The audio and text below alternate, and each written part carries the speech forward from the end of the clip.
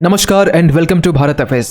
आज पूरी दुनिया कहीं न कहीं बात कर रही है कोलकाता डॉक्टर केस के बारे में, जहां पर एक ऑन ड्यूटी डॉक्टर के साथ एक जघन्य अपराध किया गया। क्योंकि आज से कुछ साल पहले की हम बात करें, 2012 की बात करें, जब उस वक्त सोशल मीडिया में काफ़ी ज़्यादा ट्रेंड कर रहा था जस्टिस फॉर निर्भया, और इस बार भी सोशल मीडिया में ट्रेंड कर रही है जस्टिस फॉर निर्भया 2.0।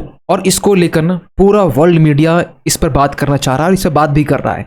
जहां पर ये लिखा हुआ है बीबीसी ने, Indian women lead night protest after doctors rape and murder. क्योंकि जब ये घटना हुआ ना, इस घटना के बाद में प्रोटेस्टर्स आरजी कर मेडिकल हॉस्पिटल यहाँ आते हैं, तोड़ फोड़ करते हैं, और कुछ इस तरीके के यहाँ से इमेजेस बाहर निकल के आते हैं, जिसको लेकर आज के टाइम में वेस्ट बंगाल के जो एडमिनिस्ट्रेशन है वो भी ज़्यादा कंसर्न है। इवन ये कुछ तस्वीरें ऐसी भी है जो आपको कहीं हैरान कर सकती है कि इस तरीके से जो भीड़ है वो हॉस्पिटल के आसपास आपको दिखाई दे रही होगी। यहाँ पर जो बैरिकेड में चढ़ते हुए जो कुछ लोग हैं यहाँ पर दिखाई देंगे आपको। इवन की हॉस्पिटल में जो पेशेंट है ना वो भी यहाँ से छोड़ के जा चुके हैं। हालात कुछ इस तरीके से हैं। और इस बीच में IMA इंडियन मेडिकल एसोसिएशन, इन्होंने यहाँ पर साफ साफ कह दिया कि कल के दिन अगस्त 17 ये पूरा पैन इंडिया क्लोज रहेगा नॉन इमरजेंसी सर्विस के लिए। और इस घटना को लेकर ना IMA ने भी इस घटना को कंडेम किया है। लेकिन सबसे बड़ा सवाल निकलता है कि ये जो पूरी घटना है, कहीं ना कहीं आप सभी लोगों को पता होना चाहिए कैसी घटना आगे बढ़ी और आज कुछ दिन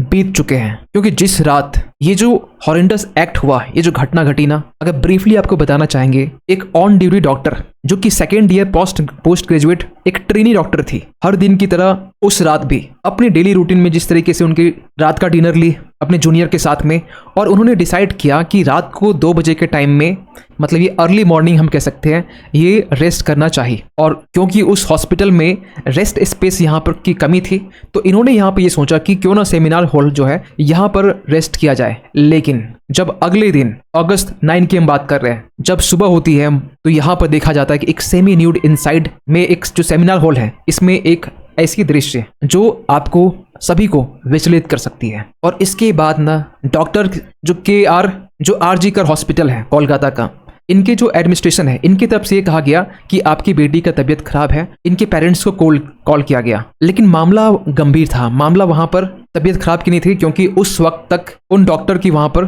डेथ हो चुकी थी। इसके बाद मामला ना आगे बढ़ता है। इवन की जो सरकार है, इन्होंने यहाँ पे ये भी कहा कि आपको कंपनसेशन दिया जाएगा, लेकिन जो डॉक्टर के जो पेरेंट्स हैं, साफ साफ ये रिजेक्ट कर दिया गया कि हमें जस्टिस की नीड है।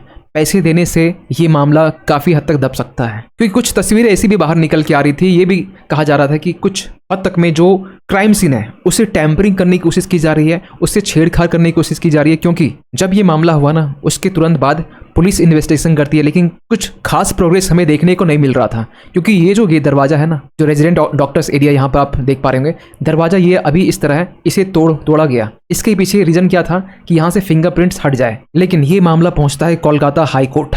जब ये मामला कोलकाता हाई कोर्ट पहुँचता है तो यहाँ पर कोलकाता हाई कोर्ट साफ साफ ये कहती है कि अगर पुलिस की जो एडमिनिस्ट्रेशन है, जो इन्वेस्टिगेशन है, अगर ये स्लो चल रही है, कोई प्रोग्रेस हमें देखने को नहीं मिल रहा है, तो ये जो केस है CBI को हैंडल किया जाता है। और वेंसडे बुधवार के दिन में कोलकाता हाई कोर्ट की तरफ से CBI को ये जो केस है ट्रांसफर किया जाता है, जिसमें कुछ फॉरेंसिक और मेडिकल एक्सपर्ट शुरू करते हैं इन्वेस्टिगेशंस, खासकर इस कोलकाता डॉक्टर केस का। और कोलकाता हाई कोर्ट ने यह भी कहा वेस्ट बंगाल सरकार को कि ये जो पूरा केस था ना, ये सबसे पहले इस केस को लॉन्च ही क्यों नहीं किया गया। क्योंकि ये जो पूरी घटना घटी ना, शुरुआत में तो बातें बनाई गई कि ऐसा कुछ हुआ नहीं है, ये नेचुरल डेथ है, अननेचुरल नहीं है, ऐसा कुछ नहीं हुआ है।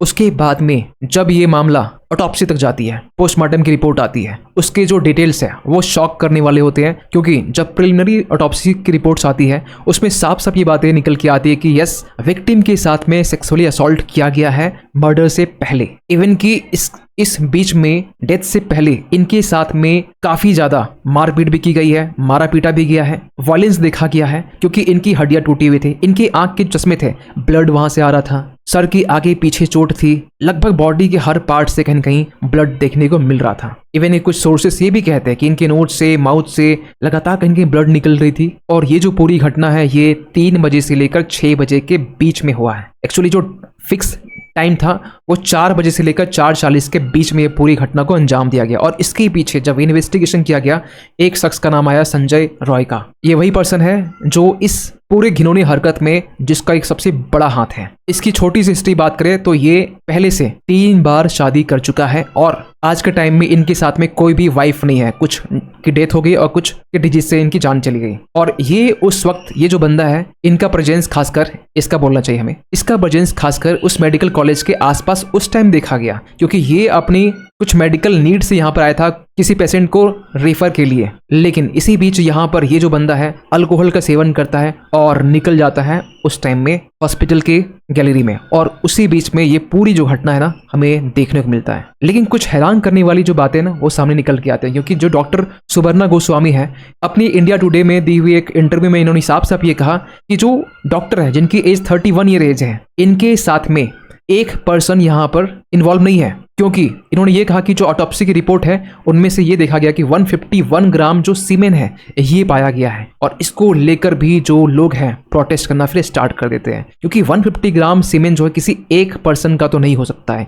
इसके लिए 2 से भी ज्यादा पर्सन हो सकते हैं। मतलब ये एक GR है। लेकिन इसी बीच में जब प्रोटेस्टर्स हॉस्पिटल में अटैक करते हैं, तोड़फोड़ करते हैं, उसको लेकर भी कोलकाता हाईकोर्ट ने वेस्ट बंगाल सरकार को यह कहा कि पुलिस एडमिनिस्ट्रेशन क्या कर रही है। ये घटना होने के बाद में जो हॉस्पिटल है आरजी कर हॉस्पिटल, इसमें जो सिक्योरिटी वो बढ़ा देनी चाहिए। इसके बावजूद भी आप सिक्योरिटी नहीं बढ़ाए तो कहीं ना कहीं स्टेट अफेयर्स के फेलियर को ये दिखाता है। और जो प्रोटेस्टर डिमांड कर रहे हैं ना, और जिस जस्टिस की डिमांड कर रहे हैं, उनका ये कहना है कि हमें इमीडिएट जस्टिस चाहिए क्योंकि एक कहावत है, justice delay is justice denied. अगर जस्टिस देरी से होती है तो आप उसे जस्टिस न लेना ही सही समझ सकते हैं।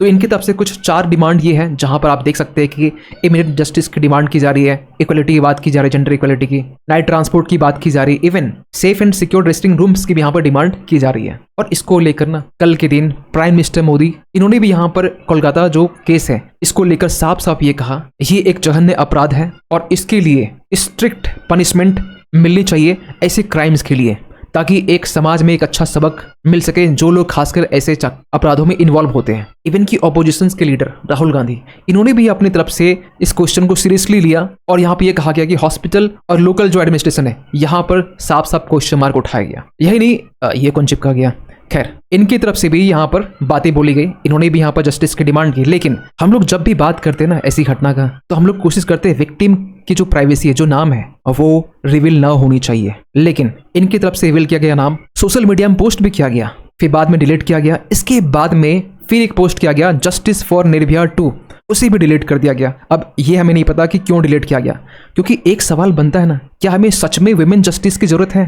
खैर हम जब भी बात करते हैं वुमेन की सेफ्टी को लेकर कि वुमेन के ऊपर इतना अत्याचार होता है, इवन कि बाहर में डोमेस्टिक वायलेंस इंक्लूड करते हैं, तो एक सवाल दिमाग में आता है कि वुमेन के क्लॉथ्स के ऊपर में, कपड़े के ऊपर में टिप्पणी की जाती है, लेकिन कभी ये बात नहीं होता है कि जो लड़के होते हैं ना उनके नजरियों पर जो नजरिया होता है उन पर सवाल किया जाए। खैर इसको लेकर केंद्र सरकार ने, सेंटर ने अपनी तरफ से ये कहा है कि अगर डॉक्टर के अगेंस्ट में कोई भी वायलेंस होता है तो विद इन 6 आवर्स में केस फाइल होनी चाहिए। और ये बेसिकली आर्टिकल्स आज का है, 16 अगस्त का है। खैर आप क्या सोचते हैं इस पूरे इशू को लेकर, कमेंट कीजिएगा। और जाते जाते एक क्वेश्चन आप सभी के लिए कि हाल ही में कौन से मिनिस्ट्री ने यहाँ पर recently food watch India 2.0 app ये डेवलप किया है by the central water commission के द्वारा। तो कौन से मिनिस्ट्री इसमें इन्वॉल्व है? Ministry of rural development, ministry of agriculture, ministry of जल शक्ति या फिर मिनिस्ट्री ऑफ अर्बन डेवलपमेंट? सही आंसर कीजिए कमेंट सेक्शन पे। मिलते किसी अगली वीडियो में, तब तक के लिए थैंक यू सो मच।